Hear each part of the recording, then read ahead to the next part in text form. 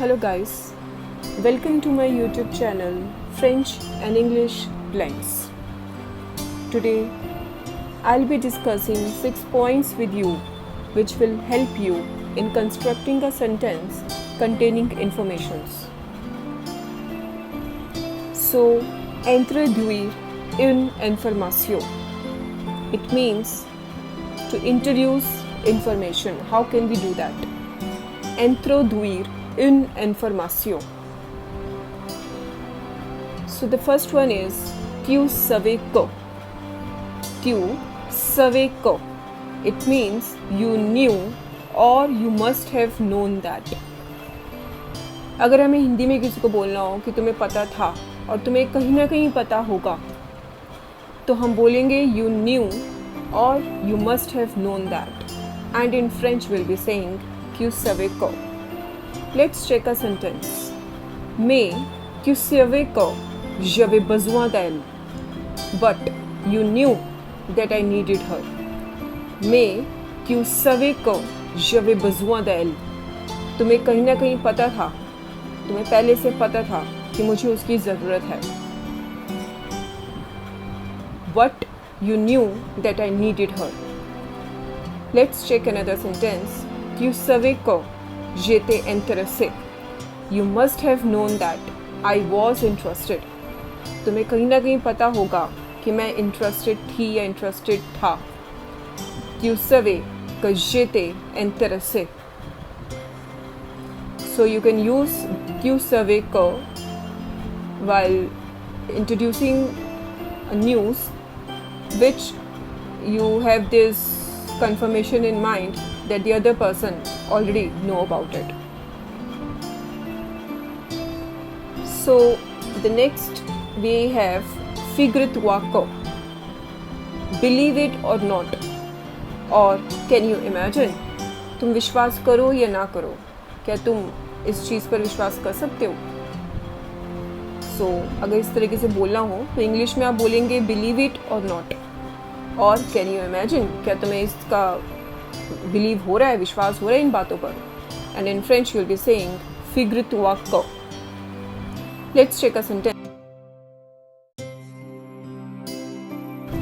Figurez-vous qu'on ne peut pas y aller ensemble. Believe it or not, we can't go together. तुम चाहो या ना चाहो हम एक साथ नहीं जा सकते. Here E, the sound of Y in French is E.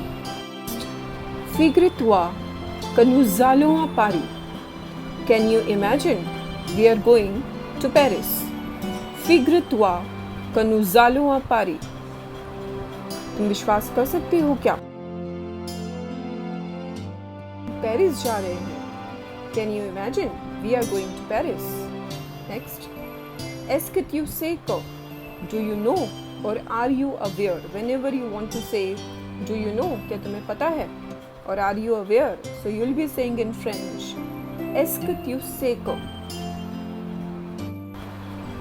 Est-ce que tu sais que elle est très méchante? Do you know? She is very mean. क्या तुम्हें पता है कि वो कितनी सेल्फिश है? तो इंग्लिश में आप बोलेंगे do you know? She is very mean. और यहाँ पे हम किसी के बिहेवियरल कैरेक्टरिस्टिक के बारे में बता रहे हैं तो उसमें आप यूज़ करेंगे. इसीलिए est-ce que tu sais que, क्या तुम्हें पता है कि वो कितनी मीन है, वो कितनी सेल्फिश है. Okay.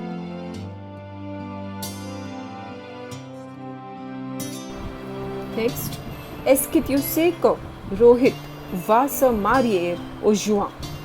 Are you aware that Rohit is getting married in June? क्या तुम्हें पता है कि रोहित की जून में शादी होने वाली है? Va se marier here is going to get married की सेंस में यूज़ हुआ है. Going के लिए भी यूज़ आले वर्ब, उसी का कॉन्जुगेशन va यहाँ पे है. तो he is going to get married in the month of June. English में हम इस तरीके से बोल सकते हैं और फ्रेंच में हम बोल सकते हैं est-ce que tu sais que Rohit va se marier au juin?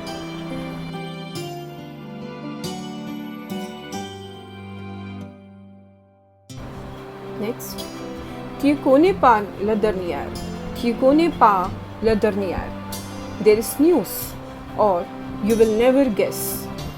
I am sure you are not aware of this. I am pretty sure you haven't heard about it before. So when there is a news and we are pretty sure कि सामने वाले बंदे को उसके बारे में नहीं पता है और हम वो चीज़ रिवील कर रहे हैं, तो हम फ्रेंच में बोलेंगे tu connais pas la dernière, tu connais pas la dernière, और इंग्लिश में बोलेंगे there is news, मेरे पास कुछ है तुम्हें बताने के लिए.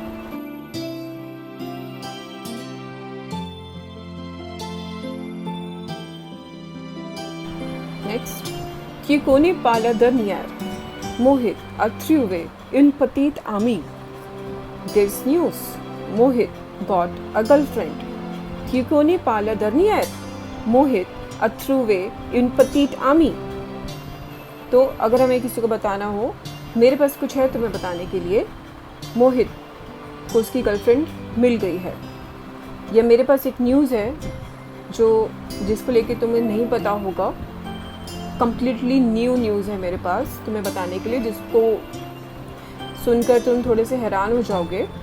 सो there is news, we can use this in English and then whatever we want to reveal it. Tu connais pas la dernière, Mohit a trouvé une petite amie. There is news, Mohit got a girlfriend. Il faut que je te dise. I have to tell you, or there is something I need to say to you.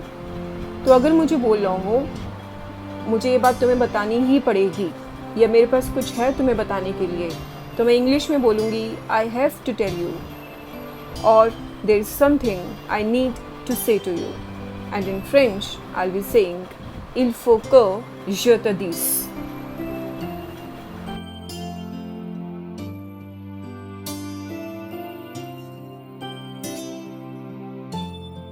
Here, this is subjunctive. We'll be covering this later in another video. Next example, il faut que je te dise. Je quitte l'Australie. There is something I need to say. I am leaving Australia. कुछ है मुझे तुम्हें बताने के लिए मेरे पास कि मैं ऑस्ट्रेलिया छोड़ के जा रहा हूँ या जा रही हूँ. There is something I need to say. I am leaving Australia. Il faut que je te dise. Je quitte l'Australie. तो इस तरीके से आप किसी को कोई भी इंफॉर्मेशन या न्यूज़ रिवील कर सकते हैं. इस तरीके से बोलने से थोड़ा अटेंशन गेन हो जाता है. Next example, il faut que je te dise. J'ai eu le boulot ou j'ai obtenu le poste. There is something I need to say. I got the job. अब मुझे जॉब मिल गई है, कुछ है मेरे पास तुम्हें बताने के लिए. क्या? कि मुझे जॉब मिल गई है. There is something I need to say. I got the job. Here avoir you का यूसेज हुआ है got की सेंस बताने के लिए, तो आप ऐसा कर सकते हैं. Il faut que je te dise. J'ai eu le boulot ou j'ai obtenu le poste. Next, devine ce que. Guess what. अगर मैं बोल रहा हूँ guess what, so we can say in French devine ce que. Example, we can check it here. Devine ce que. J'ai eu une promotion. I got the promotion और I got promoted. तो अगर आपका कोई promotion हो जाए तो इसको आप बोल सकते हैं I got promoted, I got the promotion. और in French you can say devine ce que. J'ai eu une promotion. Guess what? I got the promotion. Thank you for watching.